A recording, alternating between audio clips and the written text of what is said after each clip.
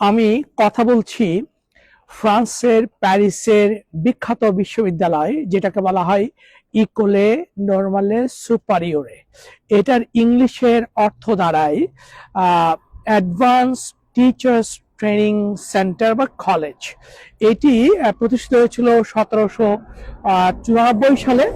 কিন্তু ফ্রান্সের এই ইকোলে নরমালে সুপারিওরে, এটাকে বলে ইকোল ন্যাশনালে সুপারিওরে, এইটা পৃথিবীর যারা চিন্তাশীল মানুষ, বিশেষ করে ক্রিটিক্যাল চিন্তা করে, অল্টারনেটিভ চিন্তা করে, সেই মানুষগুলোর জন্য এটাকে বলা হয় সেকেন্ড আলমা ম্যাটার। মানে অর্থাৎ যে যেখানেই পড়াশোনা করার না কেন, এটা হচ্ছে একটা ড্রিম ডেস্টিনেশন।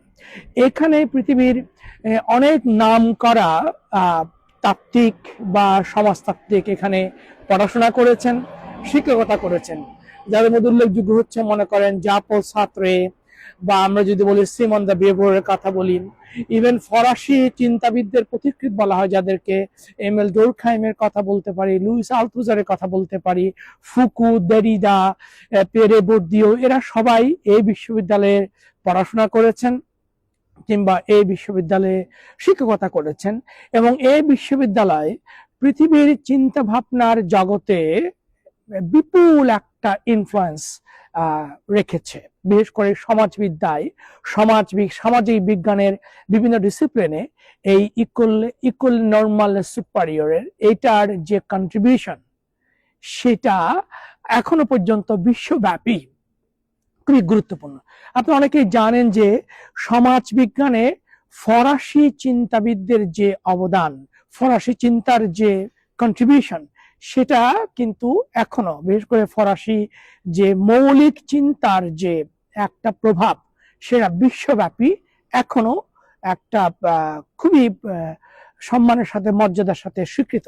এবং এই ফরাসি চিন্তার মূল অবদানটা রেখেছে এই ইকোলে নরমালে সুপারিয়রে।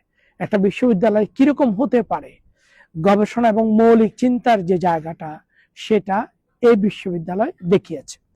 এখানে আরেকটা বিষয় মনে রাখা দরকার, যে এখানে এই ইকোলে নরমালে সুপারিয়রে, এটা বিশ্ববিদ্যালয় হিসাবে এখানে আসলে যেটা ডায়ালেকটিক্স, জার্মান চিন্তার কথা যে আমরা বলি, যে ডায়ালেকটিক্সের মধ্য দিয়ে যে চিন্তার বিকাশের যে একটা জ্ঞানতাত্ত্বিক যে চর্চা এবং রীতি এবং অনুশীলন, সেটা কিন্তু এখানে পাওয়া যায়। এখনো পর্যন্ত এটা খুবই ভাইব্রেন্ট একটা বিশ্ববিদ্যালয় হিসাবে ইউরোপে পরিচিত। ধন্যবাদ সবাইকে।